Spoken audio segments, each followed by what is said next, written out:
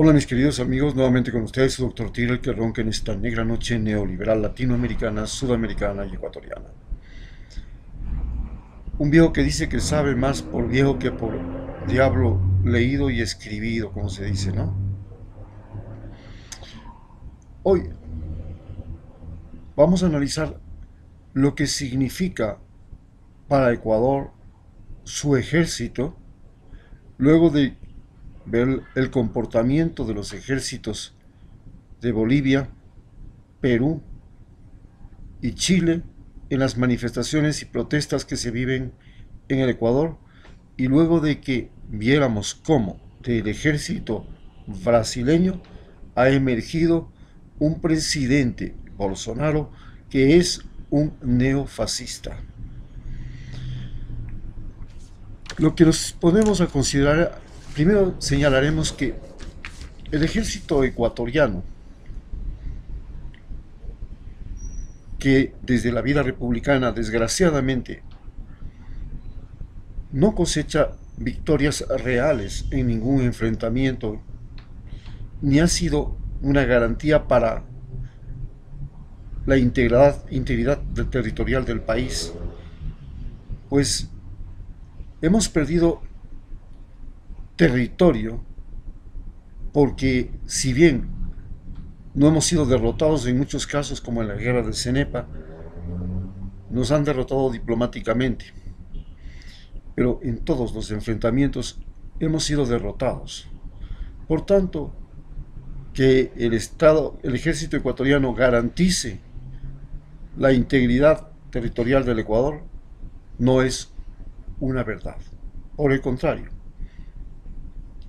es el ejército ecuatoriano el que ha favorecido con su debilidad, con su débil estructura, con su dependencia de Estados Unidos, nuestras pérdidas territoriales. Pero esto no pasa en Bolivia, donde Bolivia peleó la guerra del Chaco y la ganó. Y peleó la guerra contra Perú y la ganó. Y perdió la guerra con Chile. Y desgraciadamente eso significó, por la guerra llamada Guerra del Pacífico, que perdiera la salida del mar. Lo curioso de los ejércitos latinoamericanos es que, a diferencia del ejército norteamericano, que lucha contra personas, individuos y naciones que tienen otras razas, otros idiomas, otras religiones, otras formas de ver el mundo, otras culturas diferentes a la cultura norteamericana. Los ejércitos latinoamericanos han servido para matarnos, eliminarnos y luchar contra nosotros mismos. Empezamos luchando contra la integridad latinoamericana que iba desde, estamos hablando de Colorado, California, Texas, Nuevo México, Arizona, Oregón, estados de los Estados Unidos, Minnesota, no, Minnesota, perdón, eh, bueno, ya dije Texas, ¿no? En fin, hasta la Patagonia, incluyendo las Islas Malvinas, por supuesto, las Islas Galápagos también. Pero éramos un solo país, éramos un solo imperio, el imperio español. Desgraciadamente, luego de la expulsión de los jesuitas, la Iglesia Católica, que había sido la que había ayudado a organizar y a crear el imperio español, se convirtió en el peor enemigo del rey de España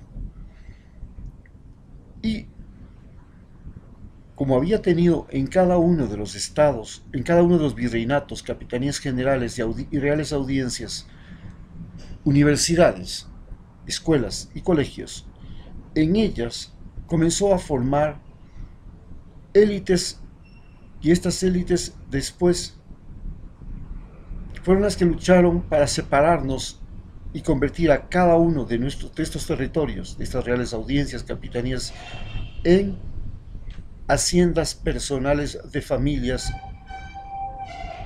de la denominada élite aristocrática sudamericana, que luego de la independencia siguieron manteniendo la explotación de los negros, de los indios, pero ya no se la entregaban la riqueza a España,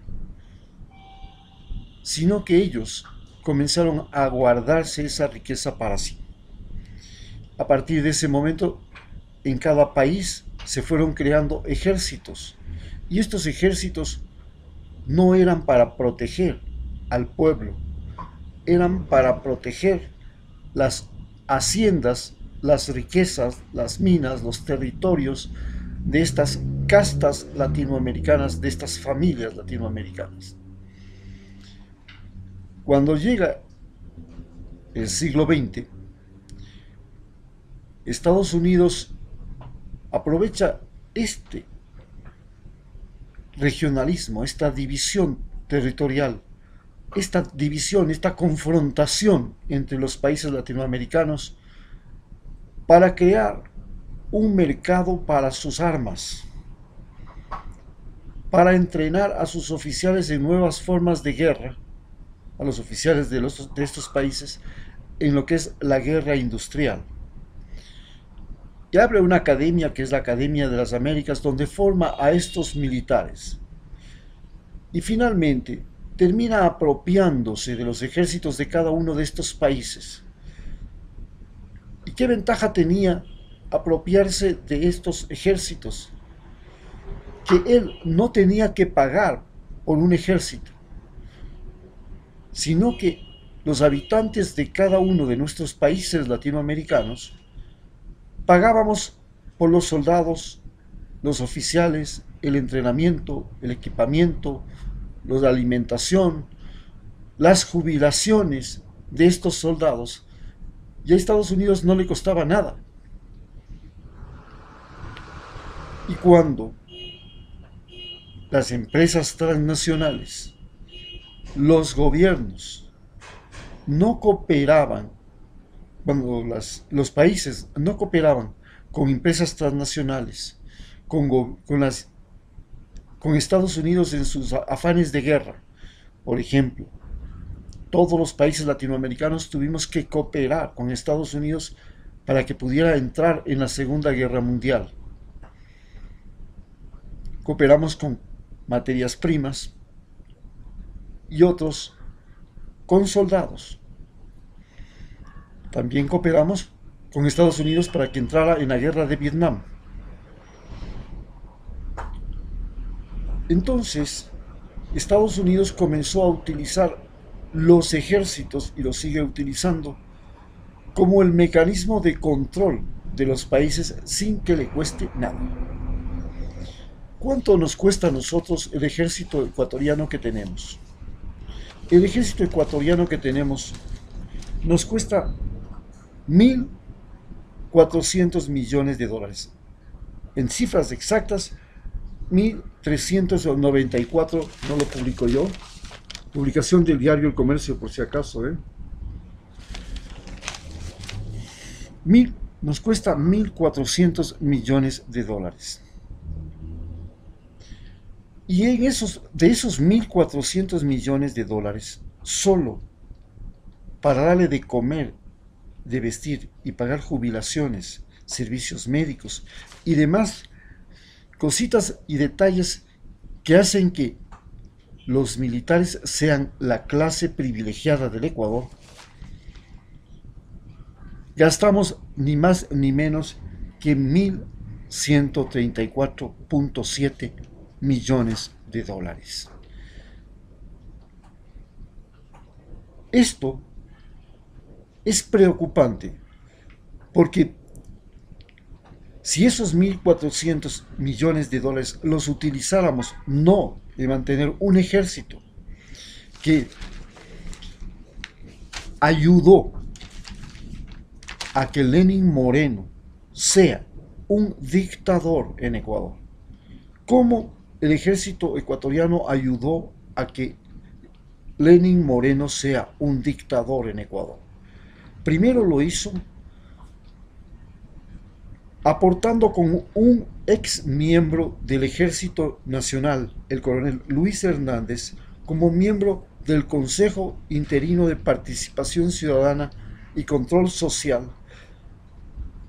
Y él, que era el cerebro y era la pieza más inteligente del Consejo de Participación Ciudadana, porque su presidente, Trujillo, era un individuo que sufría de demencia, comienzos de demencia senil, de comienzos de senectud. Ya no tenía coordinación muscular, ya no tenía coordinación mental, y Luis Hernández, formado en el Real Colegio de Londres y en las mejores academias militares de los Estados Unidos, muy vinculado a la embajada norteamericana, le entrega a Lenín Moreno el Tribunal Supremo Electoral,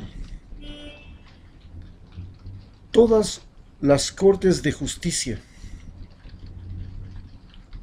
todas las Cortes Constitucionales, todos los órganos de control de la Superintendencia de Bancos, de control de los bancos, de la Superintendencia de Compañías, del control de las compañías, de la Superintendencia de Comunicación, del control de los medios de comunicación, de la Superintendencia de Comercio Justo. Le entrega cada uno de esos, pero además estructura las causas de demanda para que sea perseguido Rafael Correa y sea detenido todos los llamados correístas, que eran funcionarios que se habían desempeñado en ese gobierno o líderes de ese partido. Posteriormente,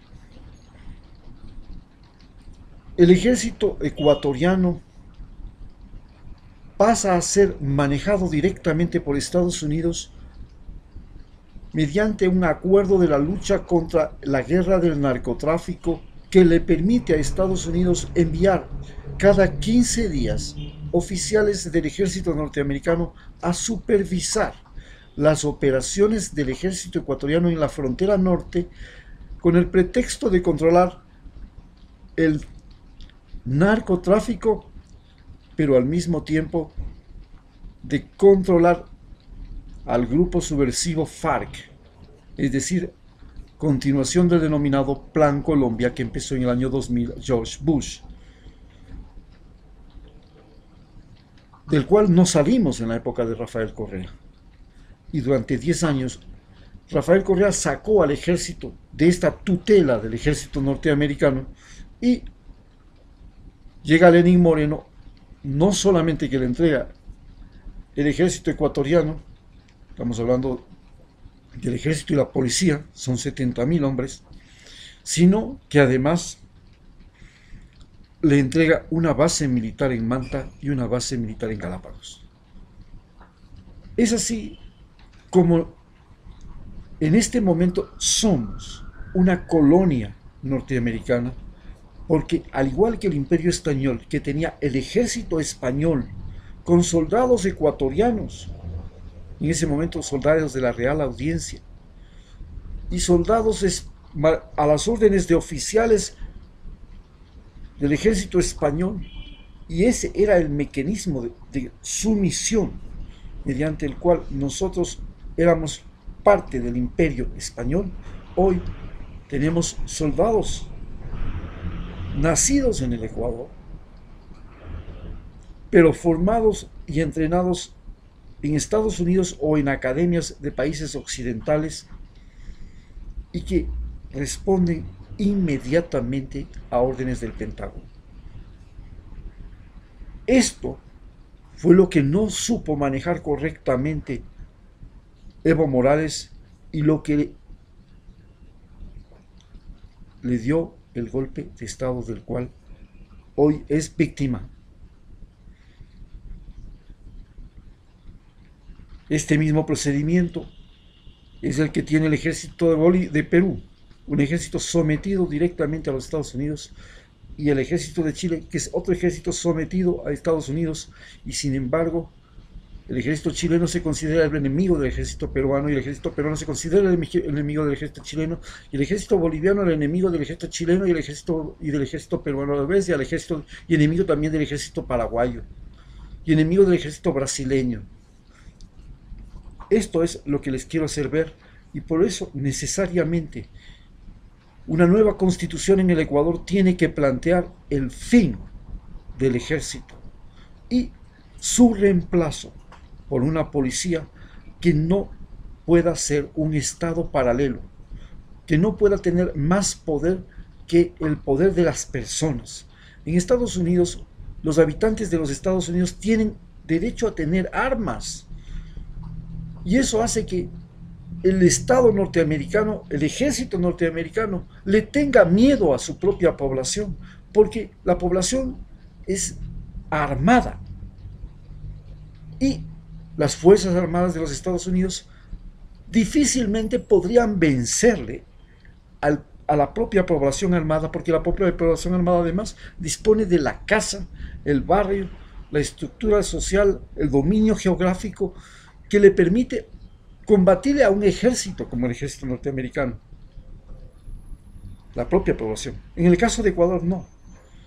Nosotros tenemos una población a la que le desarmamos, le quitamos todo, y si el ejército mañana decide ser una dictadura, como en el caso de Venezuela, de Bolivia hoy, o poner un presidente, como lo fue en el caso de Chile con Pinochet, la población está desarmada. La población es una víctima. Tenemos que dividir al ejército y no tener un ejército que tenga tanto poder como tuvo la Guardia Pretoriana en Roma, que llegó al final del imperio a ser la que ponía a los emperadores. Lo mismo tenemos que evitar aquí. Tenemos que crear una policía que sea directamente dependiente del poder judicial, si es policía penal o si es policía civil. Una policía fronteriza que es dependiente del Ministerio de Relaciones Exteriores. Una policía fiscal que es dependiente del Ministerio de Finanzas, que es también una policía aduanera. Una policía ambiental que proteja los bosques, que es dependiente del Ministerio del Ambiente. Una policía de obras públicas que protege toda la infraestructura, las centrales hidroeléctricas, las carreteras, los puertos, los aeropuertos, que es dependiente del Ministerio de Obras Públicas. Todas separadas, todas interdependientes, separadas. No con un comando general del ejército, un comandante general del ejército, un comandante general de la policía. No, hay un comandante general para cada una de las policías. Una policía antinarcóticos, antidrogas, como tiene Estados Unidos, que es independiente, que funciona con el Ministerio de Salud. En fin, eso es lo que tenemos que hacer. Y ese es el gran cambio que tiene que darse en el Ecuador, y es lo que nos enseña el golpe que se ha dado en Bolivia. Muchas gracias.